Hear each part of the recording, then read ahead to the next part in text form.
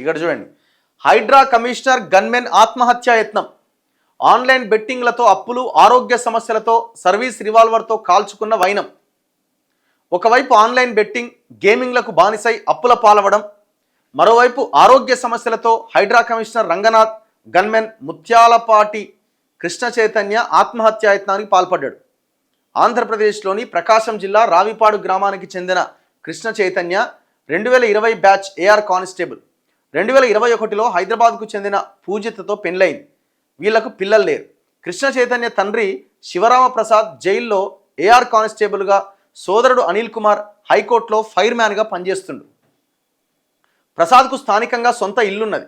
4 నెలల క్రితం కృష్ణ చైతన్య హైదరాబాద్లోని హయత్ నగర్లో తండ్రి ఇంటి సమీపంలో ఒక పెంట్ హౌస్ అద్దెకు తీసుకొని భార్యతో ఉంటున్నాడు.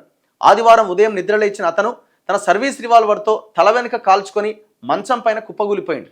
దీంతో షాక్ అయిన కుటుంబ సభ్యులు అతన్ని ఎల్బీ నగర్లోని కామినేని ఆసుపత్రికి తరలించారు. వైద్యులు సర్జరీ చేసి బుల్లెట్ని తొలగించారు. కృష్ణ చైతన్య 2 ఏళ్ల క్రితం ఆన్లైన్ బెట్టింగ్, గేమింగ్కి అలవాటు పడి ఆర్థిక ఇబ్బందుల్లో కూరుకుపోయాడు. ఈ క్రమంలో అతని వేతనంలో పెద్ద ఎత్తున కోత పడుతుండడంతో కుటుంబ పోషణ భారంగా మారింది. అతను ఆరోగ్య సమస్యలతో బాధపడుతున్నట్టుగా సమాచారం. కొన్ని నెలల కిందట కుటుంబ సమస్యలతో ఇంటి నుంచి వెళ్ళిపోగా హయత్ నగర్ పిఎస్లో అదృశ్యం కేసు కూడా నమోదైంది. 2 రోజుల తర్వాత తిరిగి వచ్చిండు.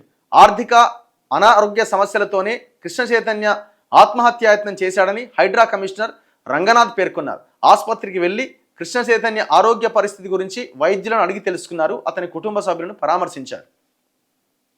సో ఆయన పర్సనల్ దీంట్లో సమస్యలతో ఇబ్బంది పడుతూ చనిపోయిందన్నది పోలీసులు చెప్తున్నారట. నిన్న రంగనాథ్ గారు ఒక మెసేజ్ పెట్టారు మీడియాకి, దీన్ని సంచలనం చేయకండి దయచేసి అని. మరి మీరు మాత్రం సంచలనాలు చేస్తుంటారు కదా. లేని విషయాన్ని పట్టుకొచ్చి వాడి దగ్గర 50 లక్షలు తీసుకున్నావు, వీడి దగ్గర 50 లక్షలు తీసుకున్నావు అని మాత్రం మీరు సంచలనాలు నమోదు చేస్తుంటారు మీడియా కోసం. మరి ఏమైందా 50 లక్షల కేసు అంటే ఇంతవరకు అతిగతి లేదు. పహాడి షరీఫ్ పిఎస్లో కేసు నమోదైంది. మరి ఏదా కేసు ఏది? ఆ A2నా A1గా ఉన్న సుంకర నరేష్ని ఎందుకు విచారణకు పిలుస్తలేరు? నన్ను ఎందుకు పిలుస్తలేరు? అంటే నువ్వు మాత్రం సెన్సేషన్ కోసం, సంచలనాల కోసం నువ్వు ఏమైనా చేయొచ్చు. మళ్ళీ మీడియాకు మెసేజ్ పెడుతుంది, సంచలనం కోసం చేయకండి, రంగనాథ్ గన్మెన్ అనగానే మళ్ళీ అట్టిట్ట వార్తలు రాయకండి అని. ఎవ్వరు రాయరు. ఎందుకంటే ఏం వాస్తవం అంటే గదే రాస్తారు.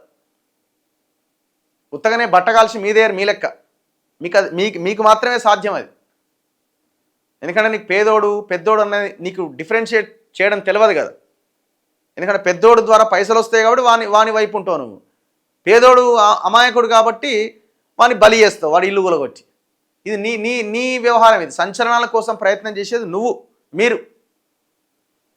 సంచలనాల కోసం నువ్వు మాకు చెప్పుడు, మీడియాకి చెప్పుడు. ఎక్కడి మీడియాకి ఏం చేయాలో మీడియాకి తెలుసు.